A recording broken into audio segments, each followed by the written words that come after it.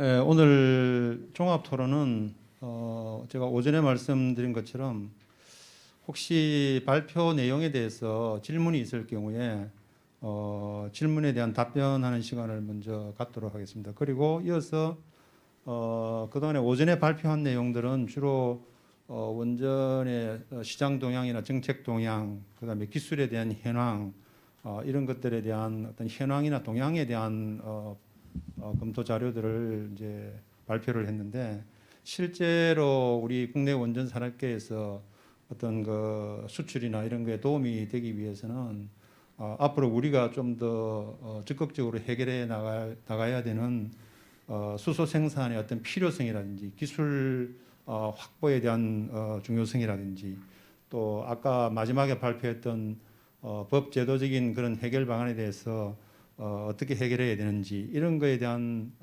현실적인 문제점들을 패널 토론을 통해서 진행하도록 하겠습니다. 오늘 패널 토론은 주한규 서울대 원자력공학과 교수님이 자장을 맡으셨습니다. 인사해 주시죠. 예, 안녕하십니까. 네. 그리고 발표자 세 분입니다. 노동석 박사님, 박석빈 위원님, 박찬호 박사님, 그다음에 그 한국에너지기술연구원에서 부원장으로 퇴임하신 우상국 박사님을 패널로 초청을 했습니다. 네. 박수 한번 치고 시작하도록 하겠습니다. 예, 오늘 이 세미나를 하게 된 배경을 먼저 잠깐 설명을 드리고 이제 토론을 진행하도록 하겠습니다.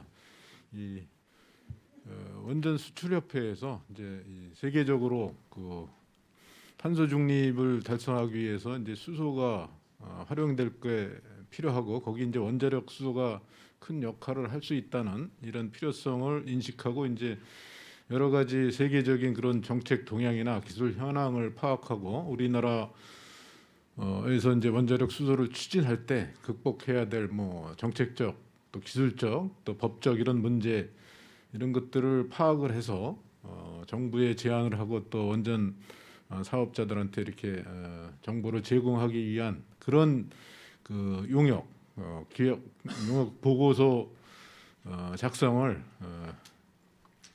그런 계약을 이제 발주를 해서 저희가 이제 원자력 정책 세탁을 수주해서 지금 지난 한 2~3개월 동안 연구한 결과를 오늘 이제 이 청중 여러분들께 발표를 드리고, 또 우리가 미처 다루지 못했던 거, 이런 것들에 대한 입력을 받아서 이제 보고서를 완결하려는 그런 배경으로 오늘 이 세미나를 추진하게 됐습니다. 오늘 일단 그 발제 세 분, 박석빈 리더, 박찬호, 노동석 박사님이 이렇게 각 방면에 대해서 발제를 해주셨는데요.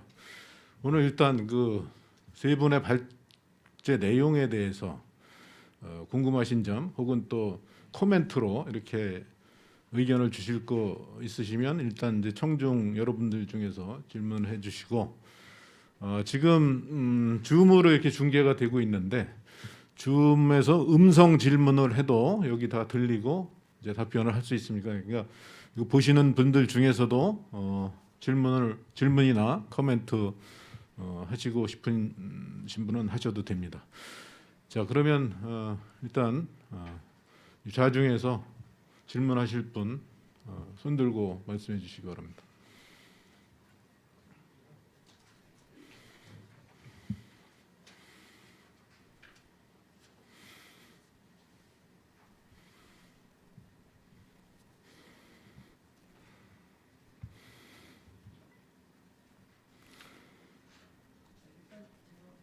예.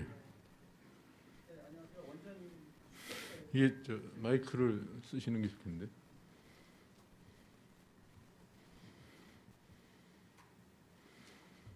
제가 뭐 코멘트라기보다는 이제 하면서 이 과제가 이제 전력기금에서 나왔습니다. 과제가 전력기금에서 나왔고, 어저께 산업부에서 이제 연락이 왔어요. 산업부에서 연락이 와서 산업부에서 이제 내용을 쭉 같이 보고 이제 나중에 이제 뭐 녹화 뜬 거나 아니면은 이제 들어와서 볼 수 있으면 오늘 원래는 산업부 보고도 오시라고 했는데 산업부가 이제 뭐 다른 일정이 있어서 못 오셨고 그래서 아마 산업부에서 나중에 이제 녹화나 그런 부분을 한번 보고 그다음에 자기네들의 코멘트나 그런 부분을 주겠다고 했습니다. 그래서 제가 드리고 싶은 말씀은 이제 추후에 산업부에서 질의가 으나 아니면 그런 부분이 올지 모르니까 그런 부분을 좀 답변해 주시고 반영해 주십사 부탁드리는 겁니다. 네.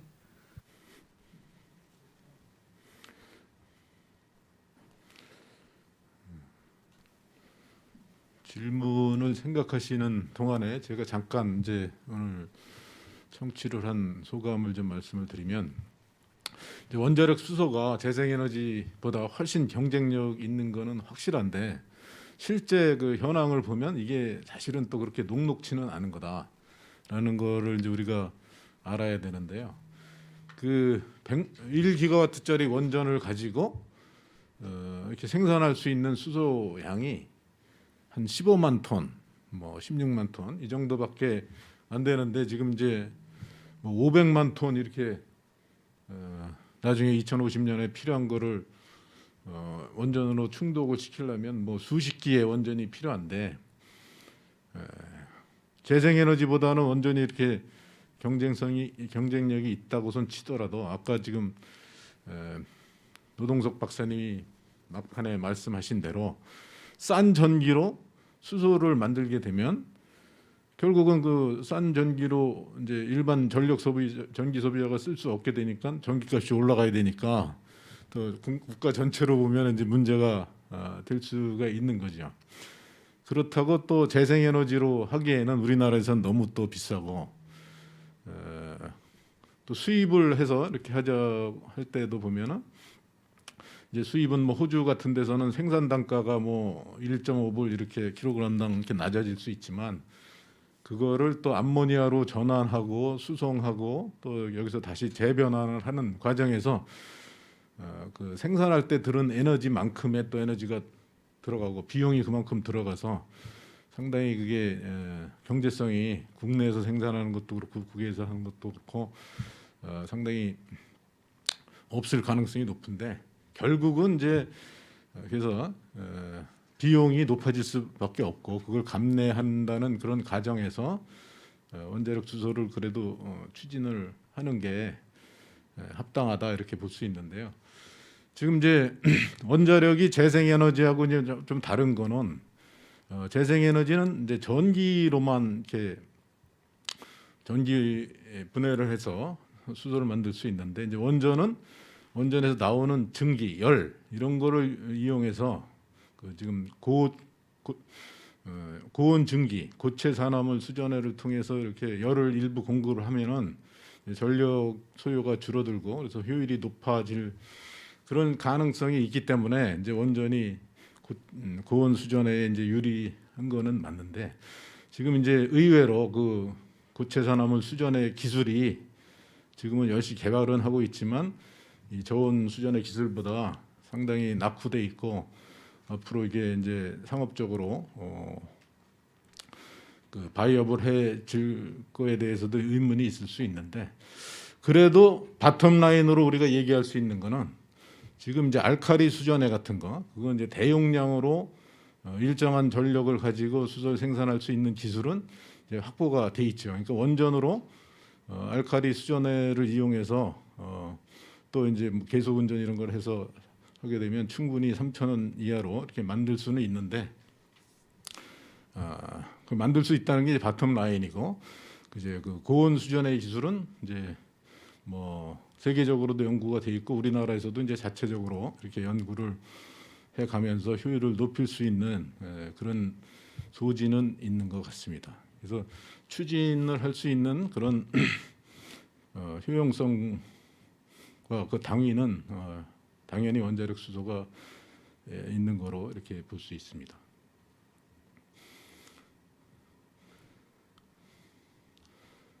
어디 자중에서 마이크 좀 갖다 주세요.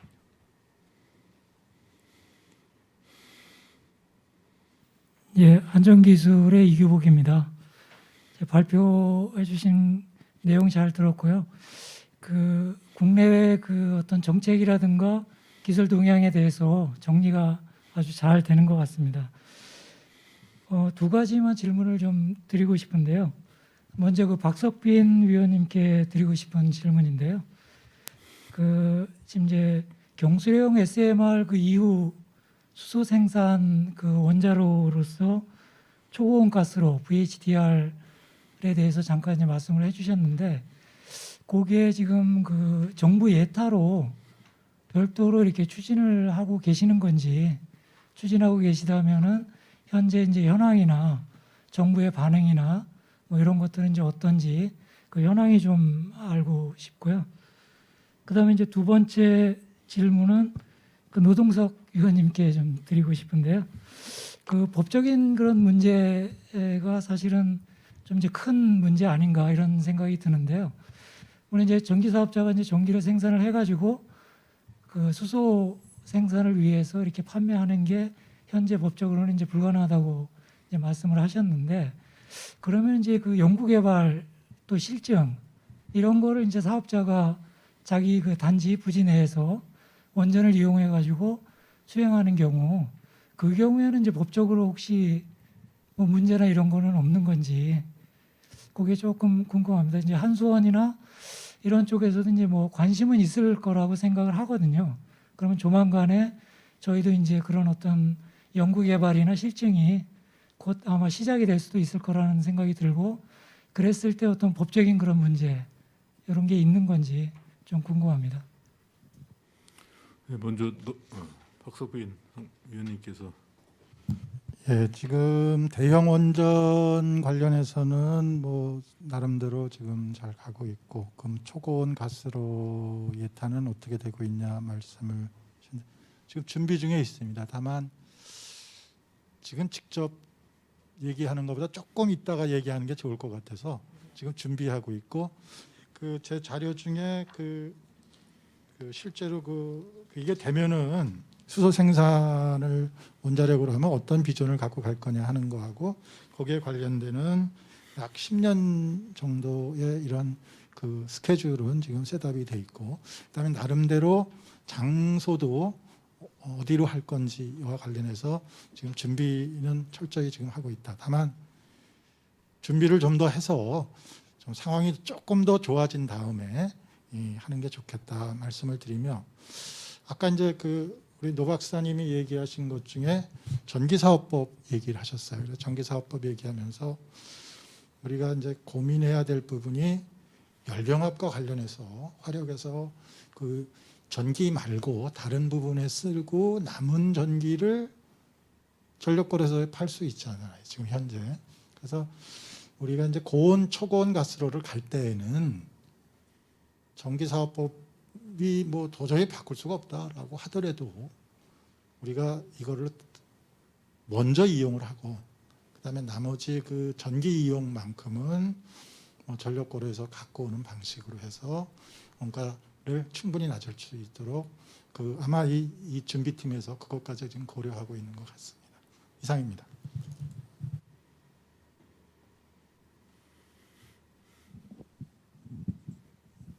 금방 박 의원님 말씀하신 거에서 보충을 좀 하면, 내가 만들어서 쓰고 남은 전기를 한전에 팔 수 있는 경우는 산업용 자가발전 설비, 그다음에 구역전기 사업자, 아직도 있나 모르겠네요. 구역전기 사업자요. 그 다음에 재생에너지 사업자가 가정용에서 쓰고 뭐 상계 거래를 한다든지 하는 방식으로 판매할 수가 있는데, 지금 말씀하시는 그 부분, 그러니까 뭐 일반적으로 우리가 알고 있는 발전 사업자가, 그러니까 전기 생산을 주목적으로 하는 발전 사업자가 이거를 전기를 빼서 뭔가 다른 뭔가를 해보겠다 하는 거는 전기사업법상 법이 다 예외조항이라는 것들이 있잖아요. 그러니까 이제 뭐 산업부에서 인정을 해서 뭐 어느 정도까지는 된다. 라고 했을 경우에 가능할 것 같고요. 이제 그 아까도 그 비슷한 말씀을 드렸는데 어느 시간대 일시적으로 도매 시장의 전기 가격이 뭐 0원이 되거나 뭐 20원이 되고 50원이 될 수도 있습니다. 그 재작년인가 한번 그런 일이 있었는데 한 달 평균이 뭐 이렇게 쭉 내려가서 석탄이 S&P를 많이 결정하던 시기가 있었는데 그때는 거의 한 50원까지도 내려갔어요. 그 가스 가격도 많이 났고요. 그런데 제가 아까 이제 뭐 지나가듯이 말씀드렸지만 어느 한 시점이나 어느 뭐 한 기간 동안 그렇게 가격이 떨어지는 거는 중요하지 않다. 그러니까 1년이면 1년, 뭐 반년이면 반년 동안에 평균 가격이 어떻게 움직이냐가 되게 중요하고요. 그다음에 그 각 발전사들은 자기 그 발전소에서 전기를 뭐 1kWh 만드는데 얼마 든다는 원가 분석을 다 합니다. 근데 이거를 자기들이 손해 보고 판다는 얘기예요. 만약 공기업이 손해 보고 팔면은 언젠가는 회수해야 되는 돈이 되는 거죠. 그러니까 부채로 남거나 언젠가는 회수해야 되는 거고 사기업의 경우는 약간 좀 다를 수 있어요. 예를 들면 내가 전기를 만들어서 지금 저가에 판매하는 게 더 나은가? 아니면 발전소를 껐다가 다시 켜서 그때 들어가는 비용이 더 큰가? 그거를 계산해서 합니다. 그러니까 유럽의 경우는 뭐 여러분 아시는지 모르겠는데 EU 국가 중에 한 반 정도는 제로 전기 요금을 제로까지만 인정을 하고요. 도매 가격을 반 정도는 마이너스 가격을 인정합니다.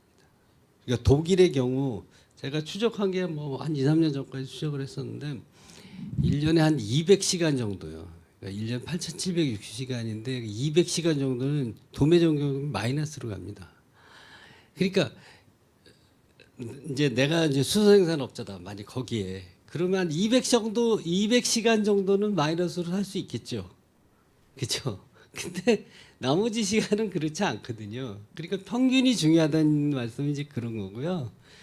그다음에 그 이제 그 뭐 구글링 해보시면 알겠지만 미싱 머니라는 얘기가 나오는데 그게 도매가 이렇게 재생에너지가 비중이 많이 늘어나면 아까 말씀드린 대로 한계 비용이 제로기 때문에 이제 그 복합 단가가 떨어지게 도매 시장 가격이 떨어지게 돼 있어요. 그래서 도매 시장 가격은 독일이 우리나라 최근에 이제 계산해 보니까 독일의 가정용 전기요금이 우리나라의 3.5배입니다. 그 사이에 또 올라가죠. 우리는 그 사이에 한 번도 안 올렸잖아요. 지난 5년 동안요. 3.5배인데 도매 요금은 거의 같아요. 심지어 어떤 때는 낮아 우리보다. 그 나머지가 전부 다 뭐 도매 요금만큼 재생에너지 보조금이 그 정도 들어가고요. 그다음에 망비용이 거기는 되게 비싸더라고요. 거기 한 3분의 1 되고 나머지가 이제 뭐 각종 세금, 이제 그 부가금 뭐 이런 것들인데 이제 우리는 세금이 거의 없잖아요. 기반기금 뭐 3.7%하고 부가세 10%밖에 안 내거든요. 그러니까 그거하고 재생에너지 보조금도 아직은 적습니다. 아직은 한 우리가 내는 전기요금의 한 5% 정도밖에 안 돼요. 그래서 지금 이제 제가 드리는 말씀은 그 이제 미싱머니라는 게 재생에너지가 들어와서 도매요금이 싸지면 일부의 사람들은 그거의 혜택을 볼 수 있지만 재생에너지 비용이라는 게 어차피 다 회수돼야지만 재생에너지 사업자가 먹고 살 거 아니에요. 이 사람들이 손해보고 장사를 할 수는 없으니까 어디 부분에선가 회수가 돼야 된다 이거죠. 그러면 결국은 이제 비싸지는 거고요. 아까 그 이제 실증 그 다음에 뭐죠? 뭐 실증하고 R&D 이거가 한손이 예를 들면 한손이 내가 직접 하겠다 했을 경우에 가능하냐 하는 그 질문에 대해서는 그건 이제 전기사업법상 산업부 장관이 오케이 하면 될 것 같은데 문제는 한수원이 자기 돈으로 할 수 있느냐 없느냐 이게 문제가 또 남습니다.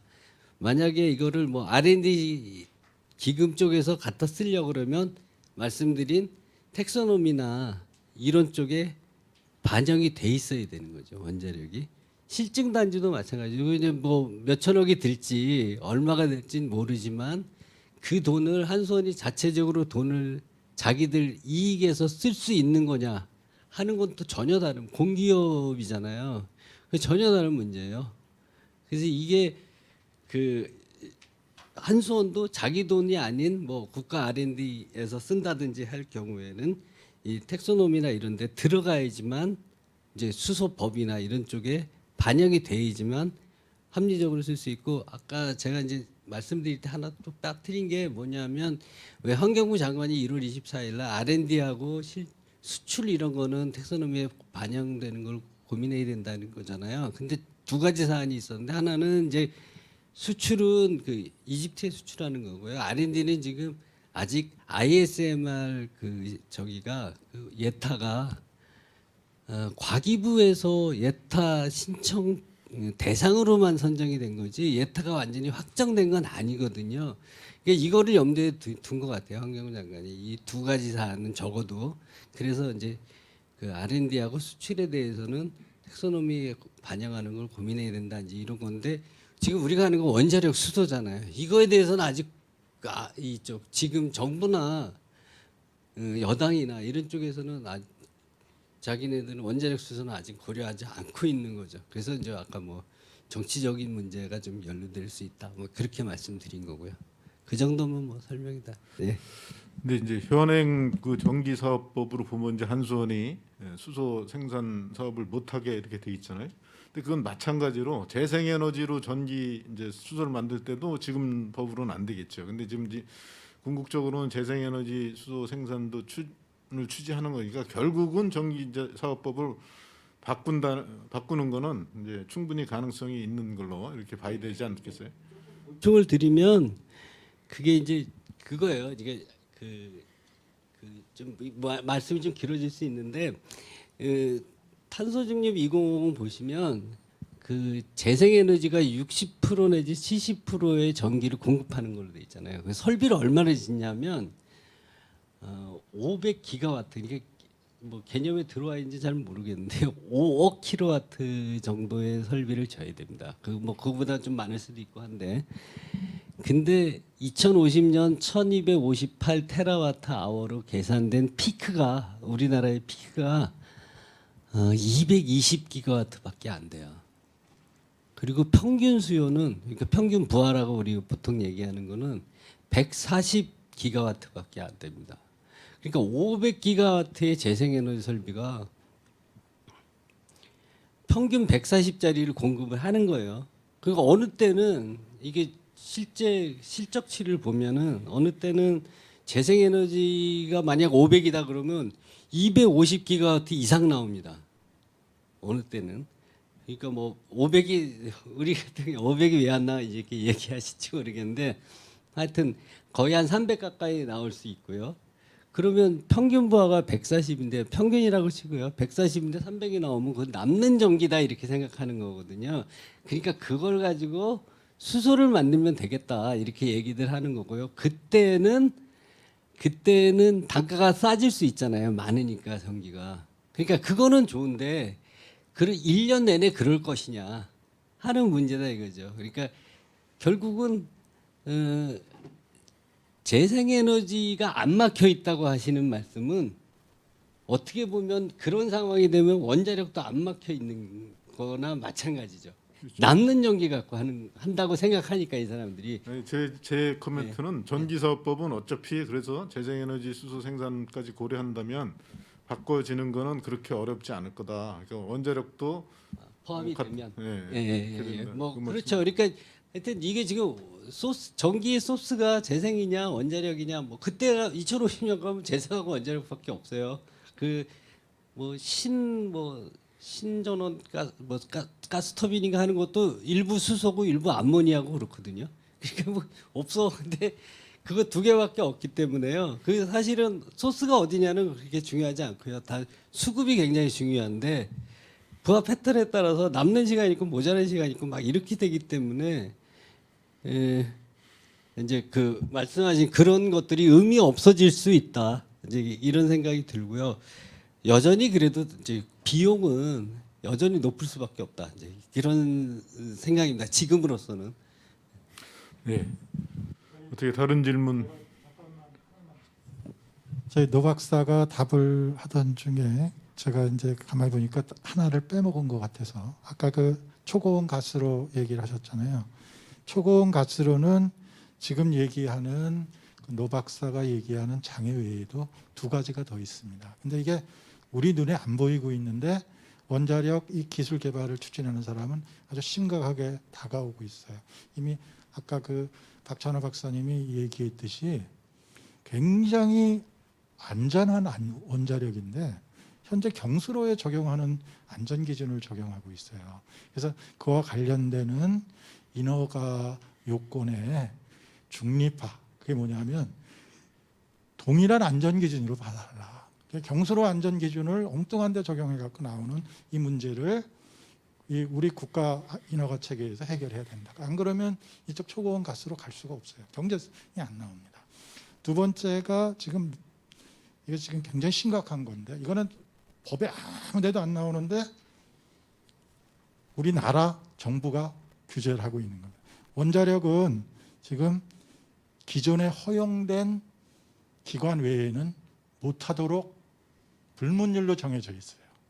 지금 다른 민간 기업들도 원자력 운영은 그럼 한수원이 해라. 우리는 그냥 자본 대하고 짓겠다 해도 못하게 돼 있습니다. 지금 이런 두 가지 사안이 해결돼야만 아까 얘기한 그 전기사업법이 뭐 현재 유지가 되더라도 우리가 이 수소 원가를 낮추는 방향으로 나갈 수 있다. 거기까지 말씀드립니다. 예. 저 중에 다른 질문 있으신 분 해주시기 바랍니다.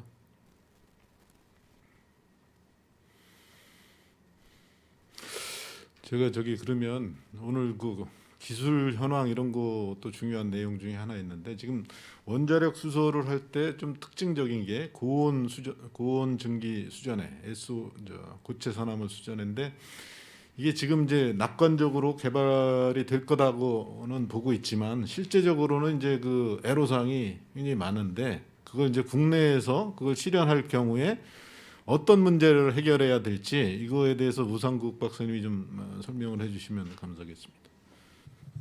예, 제가 고온 수전해 쪽 연구를 갖다가 한 20년 가까이 지금 하고 있었습니다. 그 사실은 이 고온 수전해가 고온 연료전지 SOFC하고 어떻게 보면은 거의 비슷한 재료를 써요.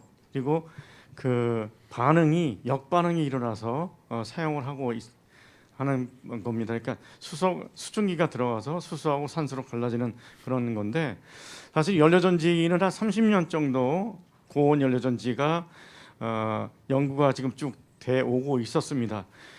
그런데 사실은 그 SOFC 관련해서도 여러 가지 재료, 특히 아까 이제 우리 박찬호 박사님께서 말씀하셨듯이 내구성하고 또 효율 문제 쪽에 많이 집중을 해서 연구들을 갖다가 각 연구소나 또 학교에서 진행을 쭉 해 왔었는데 사실은 이제 거기에서 약간의 걸림이 뭐냐면은 말하자면 셀과 스택을 만드는 그런 단계 쪽의 연구들은 많이 진행이 되었는데 스택을 가지고 모듈을 만들거나 또 시스템화하는 그런 연구는 아직 상당히 부족하죠.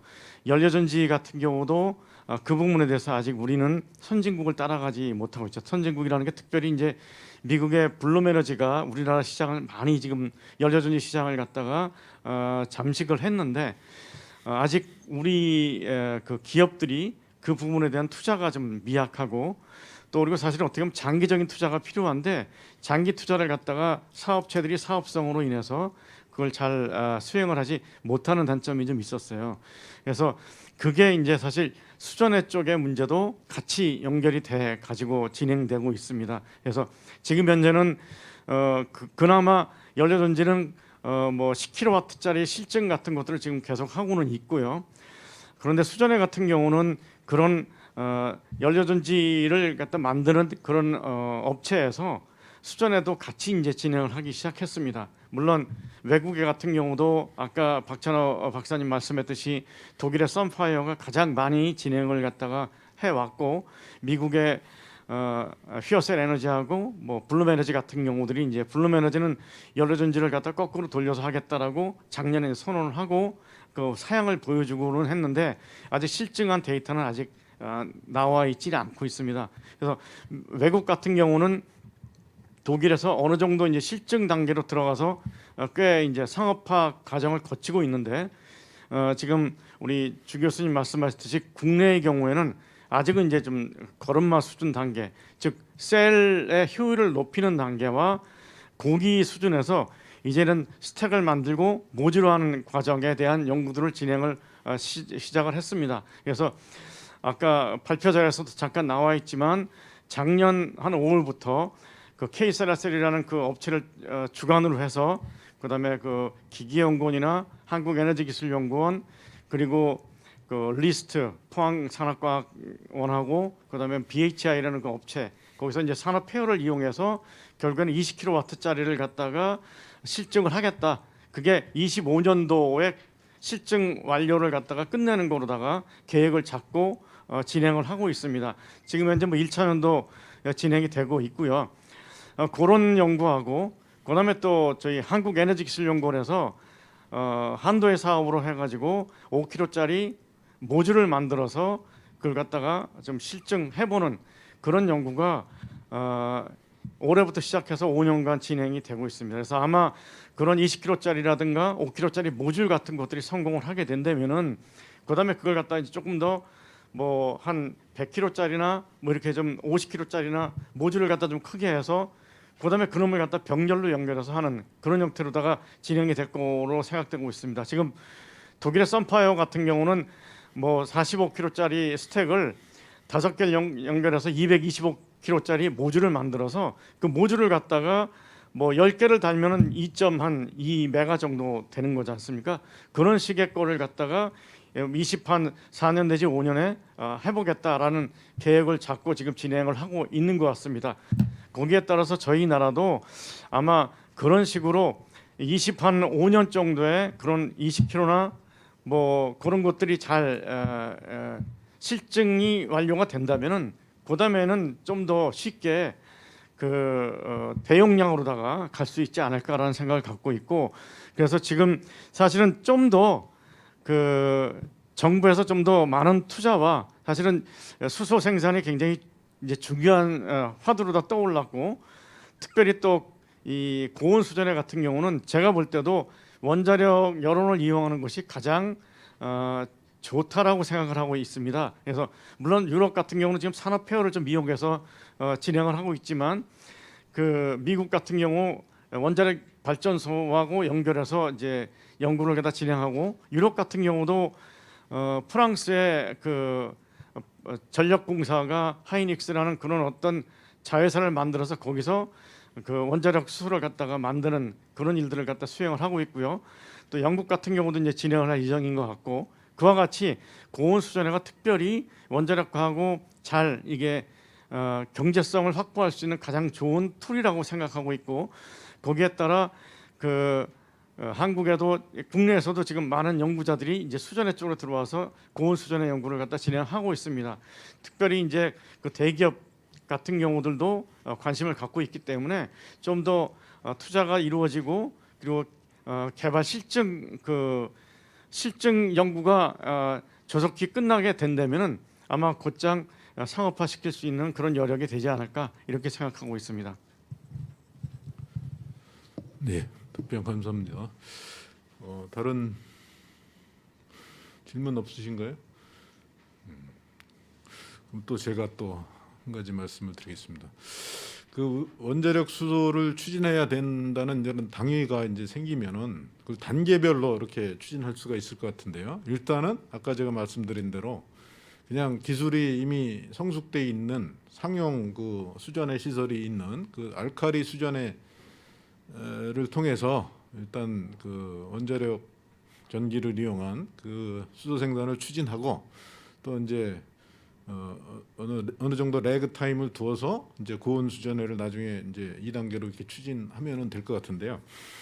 그래도 일단 이제 그 기술적으로 보면 저온 수전해를 추진하더라도 그 수소 생산 설비가 원전에서 뭐 어느 정도 이격돼 있어야 될 거고, 그다음에 또 전기를 뭐 그 배전반 밖으로 나가는 전기 송출 전단에서 이렇게 끌어오고 뭐 이런 설계를 좀 해야 될 것 같고, 그다음에 이제 2단계에서는 이제 증기를 쓰게 되면은 이제 증기를 우회해서 쭉 끌어가는 그런 라인 이런 것도 고려를 해야 되고 시스템도 설계해야 되고 그러는데, 한기에서 그런 일단 이제 저온 수전을 쓰는 방법에 대한 그 기술적인 검토, 그다음에 이 고온 수전에 특별히 고온 수전을 하게 되면 이제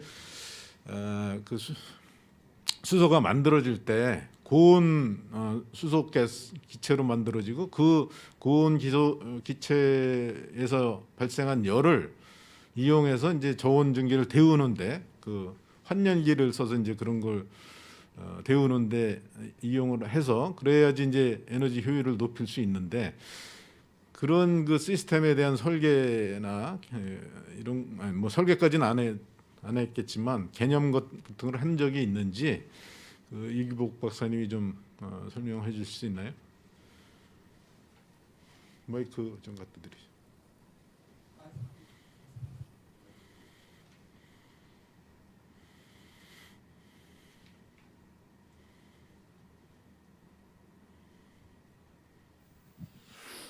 예, 교수님 말씀하신 이제 내용은 수소 생산 설비가 이제 원자력 발전소하고 이제 연계가 돼야 되기 때문에 일차적으로 이제 그 원자력 발전소의 설계 변경이 이제 일단 필요하고요.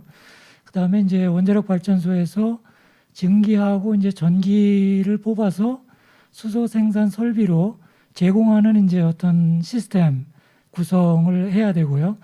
또 하나는 이제 그게 원자력 발전소가 이제 그 안전 측면에서 이 수소의 어떤 위해로부터 이제 안전성이 유지가 돼야 되는 이제 그런 어떤 이슈들이 현재 있습니다. 있는데 지금 이제 뭐 현재까지는 이제 그 연구 개발이 이루어진 적은 아직까지는 없고요. 뭐 이제 정부 정책이나 여러 가지 측면에서 이제 아직까지는 원자력을 활용한 뭐 연구나 어떤 설계라든가 시설 도입 이런 것들은 아직까지는 이루어진 적은 없고요. 다만 이제 울진군에서 현재 그 예타를 이제 준비하고 있는 사항이 있습니다. 그쪽에 이제 저희도 그 MOU의 한 일원으로 이제 현재 참여를 하고 있고요. 거기에서 이제 저희가 수행을 했던 게 뭐 설계는 아니고 이제 검토를 수행을 했는데, 이제 발전소에서 그 증기하고 전기를 뽑았을 때 어떤 정도의 증기하고 전기를 뽑았을 때 이게 이제 발전소에 큰 영향이 없는 정도가 어느 정도인가, 이런 걸 이제 뭐 계략적으로 검토를 좀 했고요. 그다음에 시스템 구성은 이제 어떻게 하는 게 좋겠는가 개념 정도 이제 검토를 한 적이 있습니다.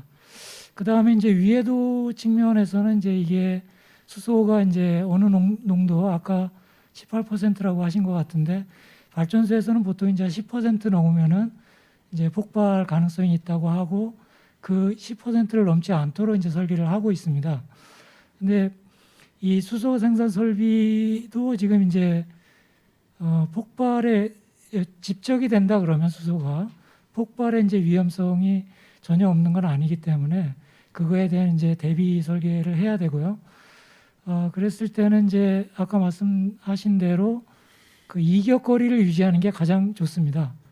근데 이제 이게 발전소에서 이제 부지를 그 충분한 이격거리를 확보하기 위한 그 부지를 선정하는 게 사실 이제 쉽지 않을 것 같다는 그런 좀 판단이 쓰고요. 특히 부지 내에 설치를 한다 그러면 아마 좀 어렵지 않을까 이제 그런 생각이 듭니다. 물론 수소 생산 설비의 이제 규모에 따라서 그 이제 거리가 달라지기 때문에 그거는 이제 좀 고려를 해야 되겠지만은 상용화 정도까지 하는 설비면은 부지 내에 설치하기는 조금 이제 어렵지 않을까 그런 생각이 들고요. 지금 이제 발전소에서 그 폭발물에 대한 그 발전소 설비의 그 안전 그 기준은 이제 1psid입니다. 그러니까 폭발물이 이제 발전소 설비에 1psid 정도 영향을 미치면은 그거보다 더 멀리 이제 띄우거나 아니면 이제 방호 설비를 해야 되는 거죠.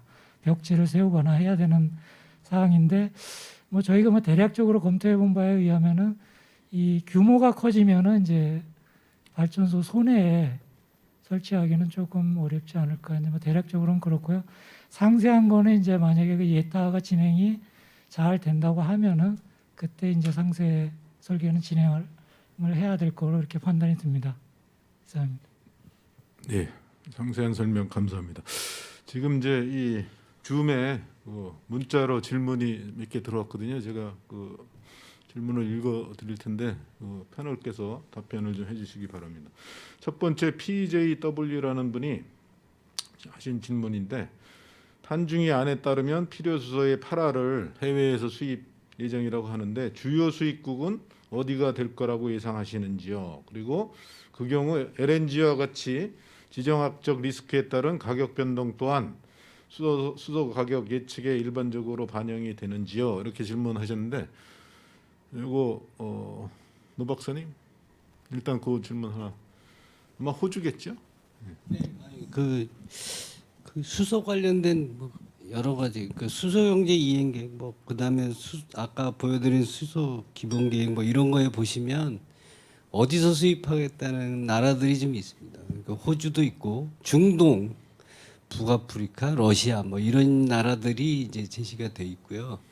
그러니까 뭐 제 생각인데, 그러니까 예전에 우리가 뭐 석유 파동을 겪었던 것처럼 특정 지역에 완전히 의존은 이렇게 하지는 않을 것 같긴 한데 문제는 이제 그런 거죠.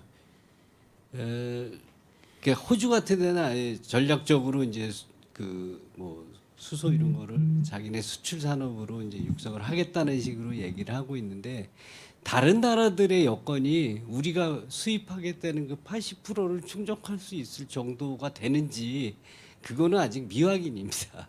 그러니까 뭐 그거는 이제 알 수가 없는 거고 가격도 아까 좀 비슷한 말씀인데 이제 거기서 이 사람들이 진짜 예를 들면 호주에 아웃백에 태양광 발전소를 지었더니 우리는 뭐 최대한 낮춰도 킬로와트아워당 60원 이하로는 안 내려간다고 지금 전망하고 있는데 그거야 반가격 30원 이 정도면 되더라.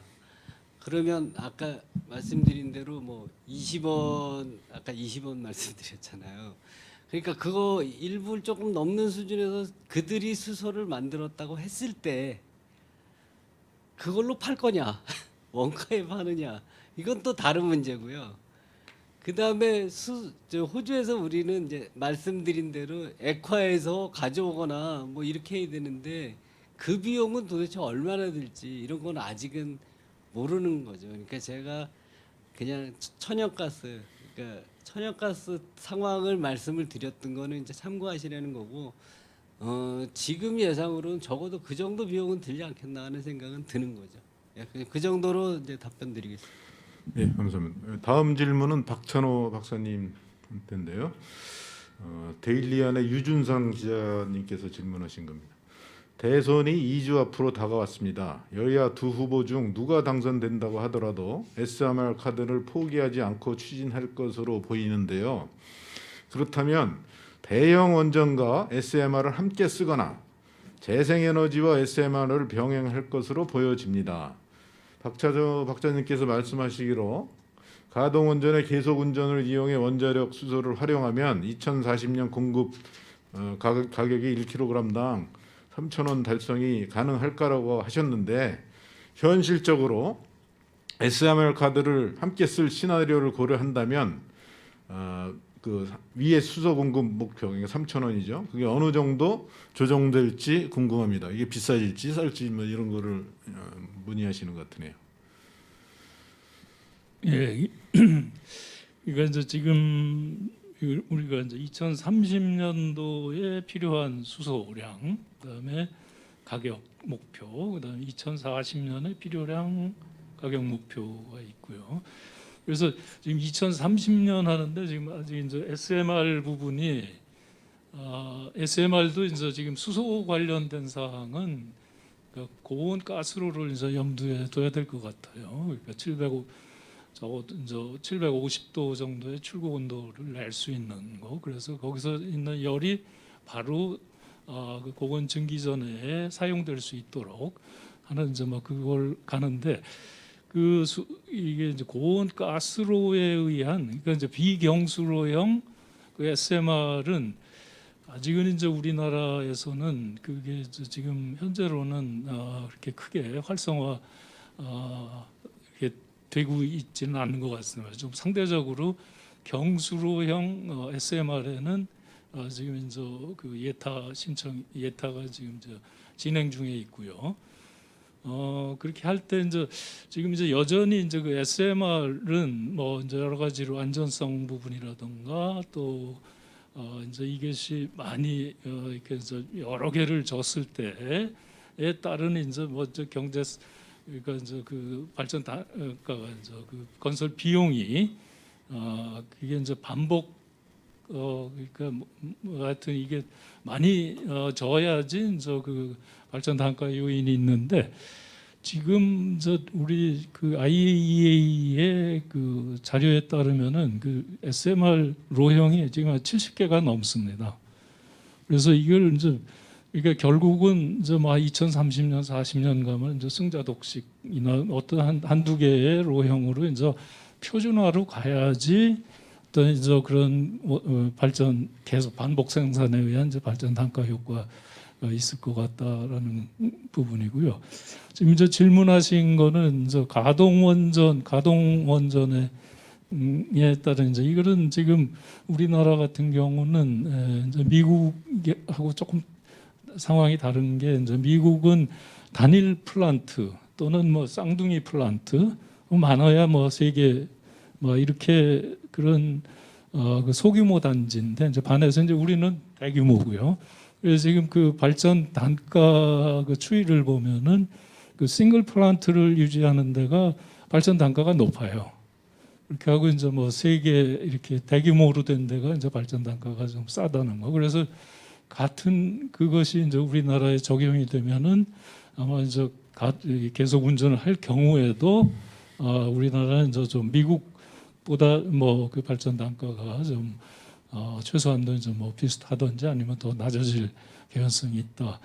지금 이제 우리가 이제 그게 한수원이 이제 한전에 납품하는 그 정산 단가가 약 한 뭐 60원 킬로와트아워당 60원인데 이게 2000한 30년까지 가면은 이제 뭐 이제 고리라든가 이제 울진 1호기 뭐 2호기 뭐 이런 정도는 이미 이제 40년 설계 운전 그 기간이 지나서 그래서 거기서 이제 2030년에 그런 원전이 가동 계속 운전을 허용을 받는다면은 그리고 또 어떤 뭐 또 그런 거에 대한 이제 그 원가 분리가 이게 뭐 가능하다면은 그러면은 이제 그 수소 생산 단가는 저는 가동 원전을 통해서 그 하는 거는 그 4,000원하고 3,000원 그거 유지는 뭐 어렵지 않을 것 같다라는 생각이 들고요.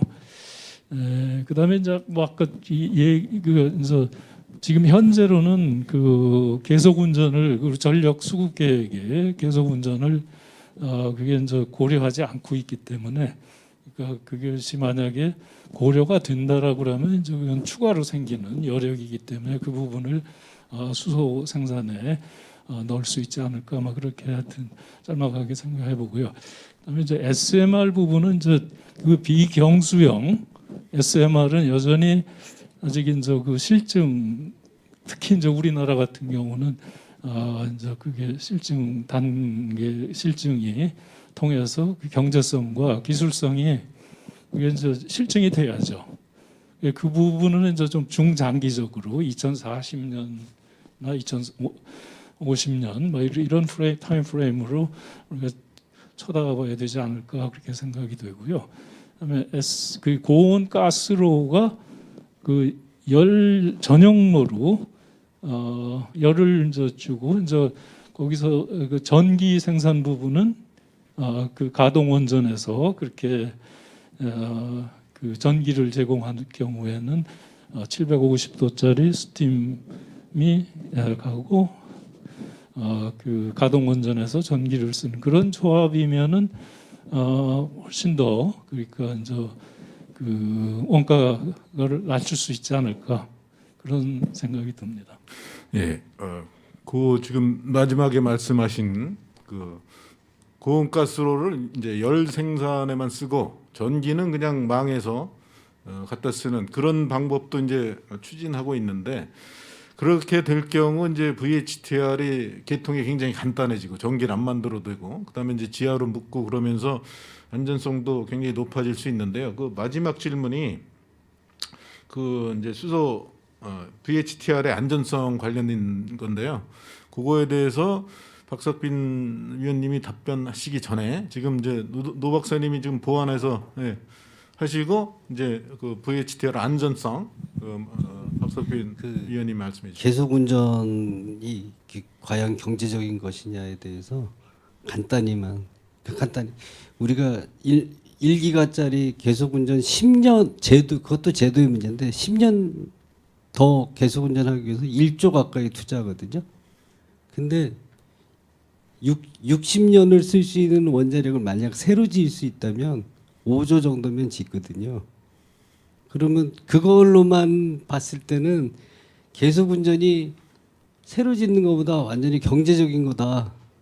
이렇게 얘기하기 단언하기는 어렵습니다. 그 말씀 드리려고 그랬습니다.